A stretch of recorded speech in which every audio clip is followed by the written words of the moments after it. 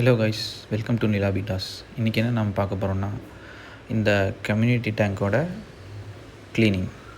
என்னடா டேங்க் க்ளீனாக தானே இருக்குது, என்ன க்ளீனிங் சொல்கிறான் அப்படின்னு சொல்லி பார்க்குறீங்களா?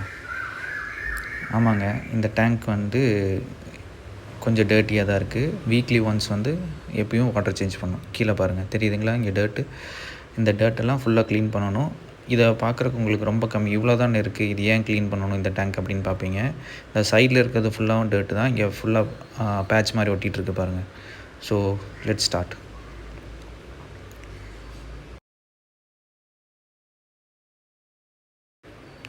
இப்போ நான் ப்ரெஷ்ஷை வச்சு க்ளீன் பண்ணோன்னே இருக்க டர்ட்டெல்லாம் பார்த்தீங்களா, இவ்வளோ டர்ட்ஸ் இருக்குதுன்னு.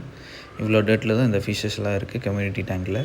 இதில் என்னென்ன ஃபிஷ்ஷஸ் இருக்குதுன்னு பார்த்தீங்கன்னா, அவதார் இருக்குது, 24 கேரட் கோல்டு இருக்குது, ஹெல்பாய் இருக்குது, OHM இருக்குது. இந்த மாதிரி மல்டி வெரைட்டிஸ் உள்ளே இருக்குது.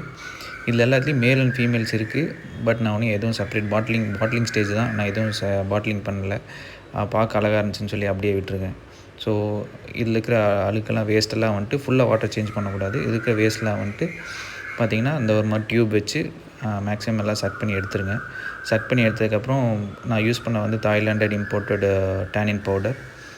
இந்த டேனின் பவுடர் வெரி பிஞ்ச், ஒரு இந்த அளவுக்கு மீடியமான பிஞ்ச் யூஸ் பண்ணிங்கன்னா ஒரு பக்கெட் ஃபுல்லாக யூஸ் பண்ணலாம்.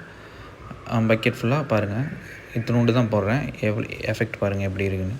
இதை ஃபுல்லாக யூஸ் பண்ணிவிட்டு நல்லா மிக்ஸ் பண்ணி விட்ருங்க.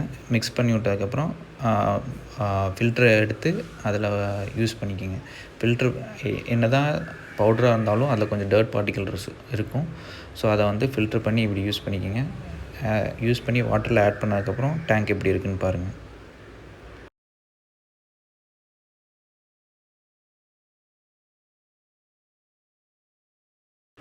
இதுதான் நம்ம க்ளீன் பண்ணதுக்கப்புறம் செட்டப் பண்ண டேங்க்கு.